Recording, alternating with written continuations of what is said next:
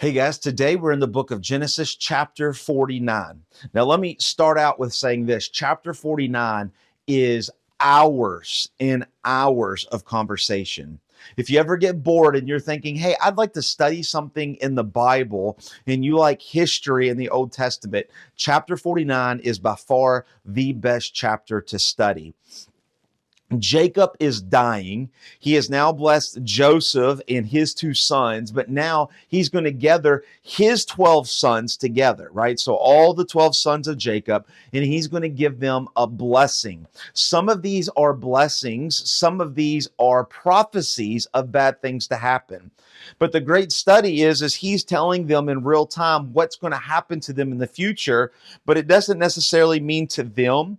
It's a lot of it has to do with their tribe, a group of people as they're coming into the promised land, as they are in the promised land, and some of them even farther past the promised land. And so it's a great historical Old Testament study.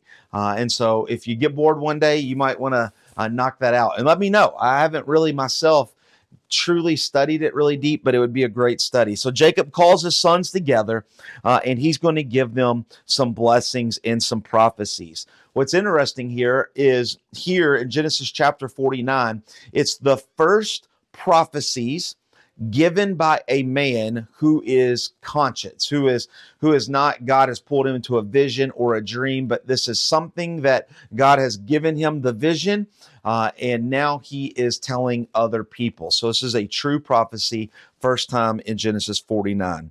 So he calls the oldest Reuben, and he says, "You're my firstborn." And notice what it says. He says, "You are unstable as water. You shall not have preeminence because you went up into your father's bed. Then you defiled it. He went up to my couch." Basically, Jacob is telling Reuben, the oldest, that he's not going to excel. Things are not going to do well because he sinned. If you remember, he went into his father's concubine and brought sin into the family. And so when he says that Reuben is not going to excel, personally, he's not going to excel, but his tribe, his lineage will not excel. There will be no king, there will be no judge, there will be no prophet from the tribe of Reuben ever.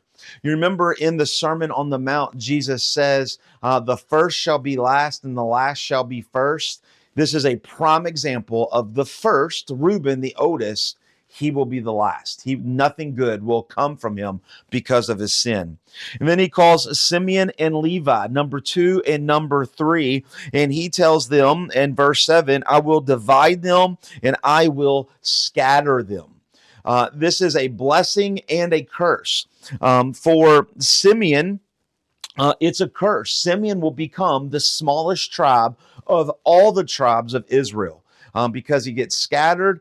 They're one of the biggest coming out of Egypt, but they walk around the wilderness, they become the smallest because they get scattered and taken out. But for Levi, they become the priest of God and they get scattered everywhere, but they will never own land. The priest, the tribe of Levi, will never own land in the promised land.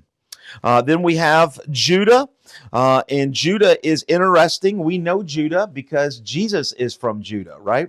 And so Judah, we see many blessings, but I just want to point out verse 10. Once again, there's a lot to be said here. I don't have enough time, but in verse 10, there are 5 prophecies, 5 messianic prophecies.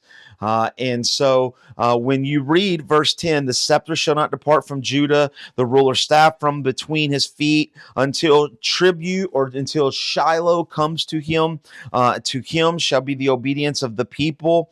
And so if you have that purple sheet of messianic prophecies I gave you, this will conclude the messianic prophecies in Genesis. So in the book of Genesis, there are 20 messianic prophecies, and there's 5 of them right here in verse 10 of chapter 49.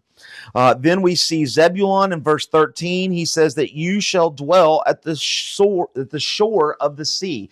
The tribe of Zebulun will take the coastal region in between the Mediterranean Sea and the Sea of Galilee, and they will become great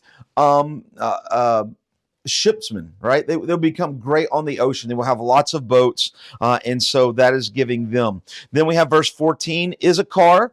It says that he's a strong donkey crouching between the sheepfolds, but it says that he will become a servant and a forced laborer. We will see that later on they will be taken, the whole tribe will be taken into slavery.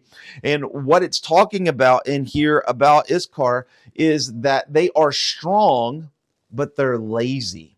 They're strong, but they won't fight for themselves. And so a nation comes in and takes them into slavery, and they don't fight for themselves. They just become great servants and slaves for somebody else. Verse 16, we see Dan. Dan will judge his people. You ever heard of a guy named Samson? Samson comes from the tribe of Dan. But also it says Dan will be a serpent in the way. Time and time again, we will see idolatry coming into Israel through the tribe of Dan, right? So you can kind of follow that along. And here's what's interesting in verse 18. Jacob says about Dan, he says, I wait for your salvation, O Lord. That word salvation in the Hebrew is the word Yeshua. It's the name in which we call Jesus. And so not only is he saying, hey, I want salvation, but he's also proclaiming the name of Jesus before we know the name of Jesus. Verse 19, it talks about the tribe of Gad. Raiders will raid Gad, and he shall raid at their heels. We see this taking place in Jeremiah chapter 49, basically almost wipes them out. Verse 20, we see Asher's. Asher's food shall be rich, and he shall yield royal delicacies. The tribe of Asher, the land of Asher in the promised land, they start to grow a lot of things, and really God blesses them in that and really brings out a lot of luxuries. A lot of world travelers will come to the land of Asher to be able to get these luxuries that they so desire. We see in verse 21, the tribe of Nephtali. It says, is a doe let loose that bears beautiful fawns, or that bears beautiful words. That's kind of the translation. The tribe of Nephtali, the land of Nephtali, when they come back to the promised land, is around the Sea of Galilee. Who came to the Sea of Galilee? Jesus. What did he do around the Sea of Galilee? It's where most of the ministry of Jesus Christ happened. The words of God were like beautiful fawns going out. And so here we get a little word picture of saying that the ministry around Galilee is going to be amazing. Then we get, starting in verse 22, the tribe of Joseph, which once again will be Ephraim and Manasseh kind of coming in together. It says that they are a fruitful borough, which means they're well blessed. They have all kinds of things. But then what's interesting mostly about this blessing is we see Jacob give us 5 names of God. Notice in verse 24, it says, the mighty one of Jacob. He is the shepherd. He is the stone of Israel. He is the God of your fathers, and he is the Almighty. These are 5 names of God, each one different, each one describing a different attribute of God. But we can tell that Joseph's going to be blessed, and God is going to be around that tribe in that nation. And then lastly, we get verse 27, the tribe of Benjamin. And it says Benjamin is a ravenous wolf.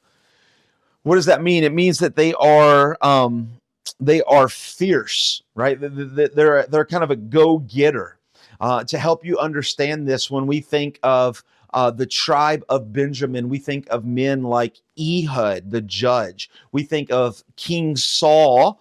We think of Paul in the New Testament, right? They're ravenous. They're go-getters. They are not always a good thing, right? But that's just who they are. And so that's where they are. So after he takes all 12 sons and gives them blessings and prophecies of their future, they all come together and he tells them, I'm going to be gathered to my people. Jacob knew that he was about to die and he was going to be gathered with Abraham and Isaac in an eternal state, what we would call today in heaven. And so he says, hey, take me back to the land of Canaan, to the field of Machpelah, where Abraham was buried, and Sarah and Isaac and Rebekah, and I buried Leah there. So he says, I want to go back and be buried there. And when Jacob finished commanding his sons, he drew his feet up into bed, breathed his last, and was gathered into his people. He went to heaven. He died. And you would ask yourself, where is Jesus in this? Well, you've seen Jesus in the prophecies of Judah, that the line that the Messiah will come from Judah. We see prophecies of him around the Galilee region. And if we can get deeper and had more time into all of these parts of the promised land and the tribes of what they do, they all speak into prophecies of what will come with the Messiah. But I hope that makes sense. We'll see you tomorrow on the last chapter of Genesis, chapter 50. God bless.